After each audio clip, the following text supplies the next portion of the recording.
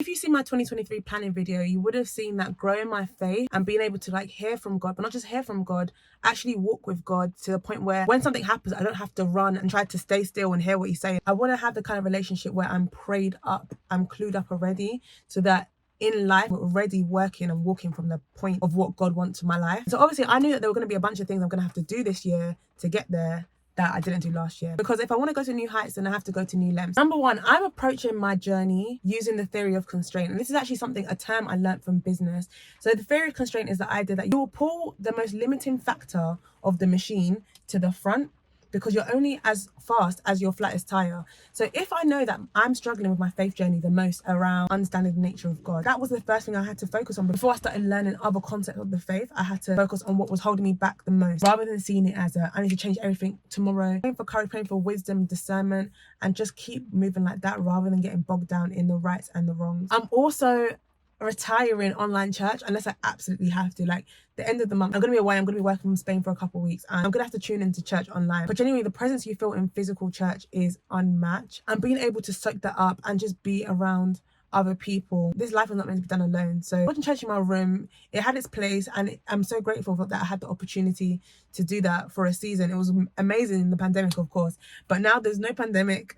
That season, I believe, is done, and I'm so happy to have found a physical church that I can really plug into and that I love going to. I'm just going to continue to really make the most of what it means to be in a physical church and try my best to get to know people in the church as well. I'm such an advocate of accountability partners in general.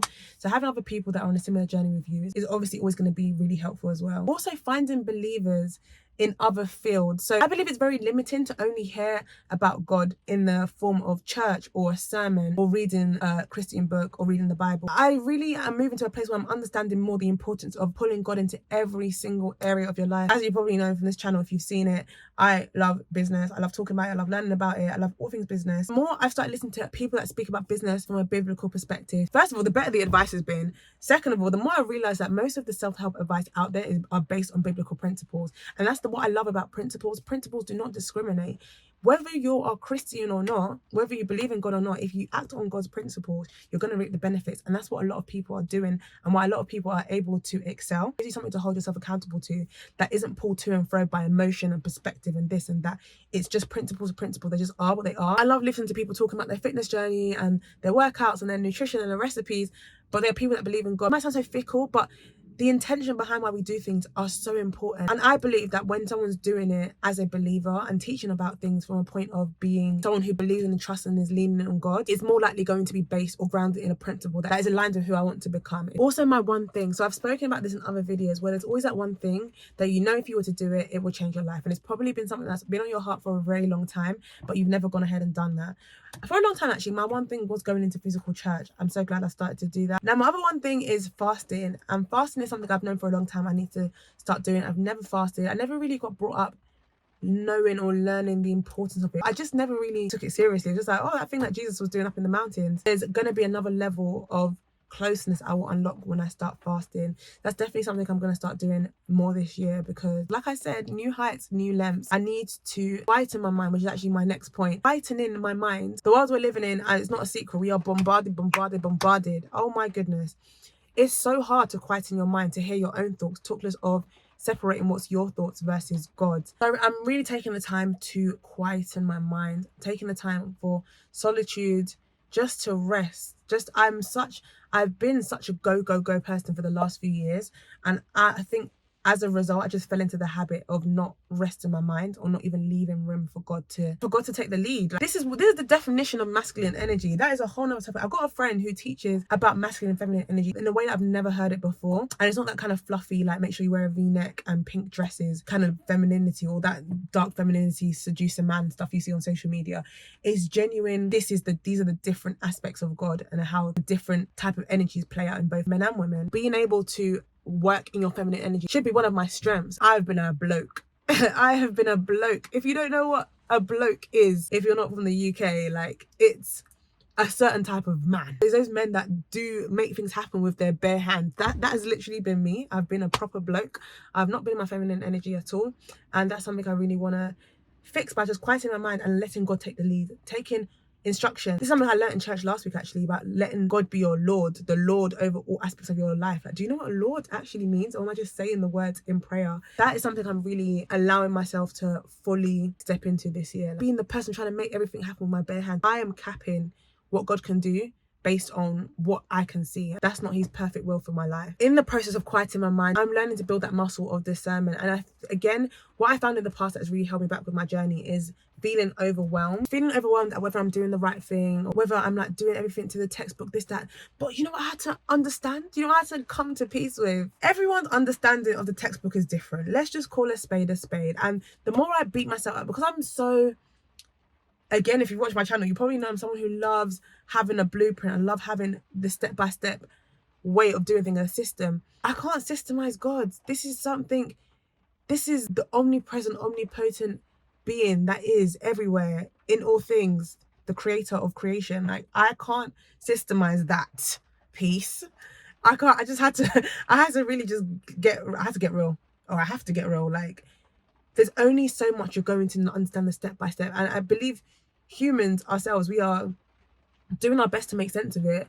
But it literally says in the Bible that we're never going to fully understand everything. So I just need to move with discernment. I need to build that muscle with discernment and not feel that guilt. I feel that feeling of guilt and condemnation is another thing that's held me back so much in the past, because I just feel like I'm doing the wrong thing, and that just cripples me. This is a deep one. This one is a very, very deep one for me, and I know, even as I'm saying it, I just feel like there's still a lot of fear over whether I'm doing the right thing or not. I believe if I don't nip it in the bud, because I'm gonna always want to grow, I'm gonna always want to be on the right track and being the best person I can be, but I need to be more at peace with the process. I believe I've been able to achieve with just like my goals in general, but when it's around this, for some reason, I'm still not fully at peace with the process.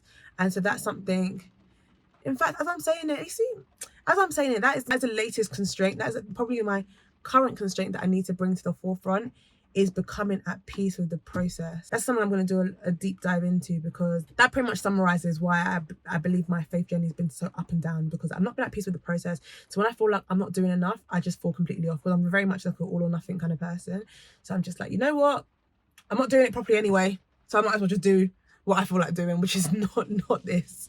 So I am going to become at peace with the process. I'm putting it out there. I'm declaring, by God's grace, I'm going to become at peace with the process. There's something I need to learn about grace, I would imagine. I guess I need to learn what I need to learn. That's definitely an area. That's definitely an area that I'm going to dig into, and I didn't realize I was going to dig into until I just said it. The other one is around the distinction between contribution versus cutting off. What I've learned is a big part of your spiritual journey is contribution to the world, to people. That could be for your time, your resources, your energy. I have found that there's a lot of talk on social media when you're coming on a new journey. That might be a new faith journey. That might be I want to better myself. I see so much talk about you need to chop off your mates, chop off everyone you've ever known that is not on exactly the same path. Chop, chop, chop, chop, chop. And I'm just not about that life. I just believe we underestimate our power to be a light. So even in this journey, as I'm growing and dedicating a lot of my focus to growing on my faith, I'm not chopping off anyone. I'm going to trust that I'm going to be used as a vessel, and I'll be given the wisdom on how to be used as a vessel, that I'll be a light to everyone around me that's not on the same journey, but I will just put in the right kind of boundaries and maybe new expectations. I won't expect people to always understand why I'm kind of shifting or kind of changing a bit. I'm just going to trust the process that I said I need to become at peace with. But with this one especially, we even learnt this in church last week, where the pastor was speaking about something called nyctophobia, and he said a lot of Christians are nyctophobic, which is when you're scared of darkness. He's like, there is no force of darkness. Darkness isn't a force that is going to overpower light if you let it get too close. Darkness is literally just the absence of light. Deep it. And I'm taking that, and I'm gonna really trust God that I will be used as a light in this journey and not do Edward Scissorhands. Please let me know if you have any thoughts or if you have any video suggestions. I'll see you next time. Bye.